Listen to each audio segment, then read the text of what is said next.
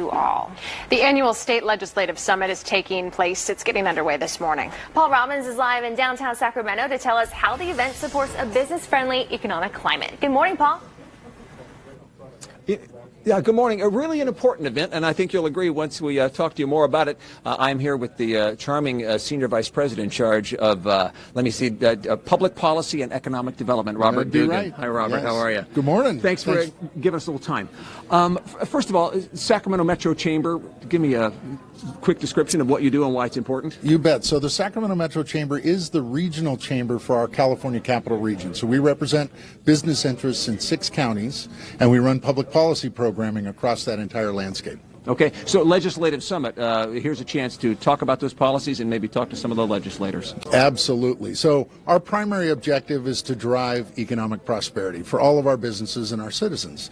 So we do that. We have the SBDC, which provides consulting services to small businesses.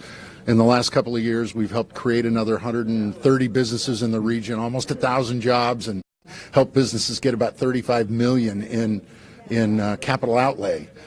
We know that 86% of the job growth in our region comes from those small businesses. Wow, but today, yeah. It is. But today, we're focused on the policies that either help or inhibit those businesses' ability to grow. Okay, for instance. So I'll give you a couple examples. So we've got some major business policy issues out there right now. Things like the state doesn't have an economic development plan. We need them to have one so we can fight on regulations that are unnecessary or increase maybe the ease with which we pursue regulations, or we can get the right infrastructure in place to move goods and services. But the biggest issue, I think, today is really the housing issue. Yeah, the gubernatorial candidates just all met and talked about that, real diversity of opinion there. And do you guys take a policy position on whether or not people, if it gets on the ballot, should be voting for a big bond measure? How do we improve this situation? We may, but really we're at a tipping point where the cost of market rate housing, we've added so many costs through regulatory burden and direct fees that the cost of market rate housing is so high that we're putting pressure on the homeless housing situation. We, as the Metro Chamber, have engaged on both of those discussions. We're actually going to have a panel today that's going to talk about the connection between those two topics, talk about what we need to do in order to have the money for subsidized low-income housing for those that can't afford market rate, but also look at how we can bring down the cost of market rate because our region is way behind in housing inventory. Absolutely impacts everybody. I told you it would be important for us, and it certainly is.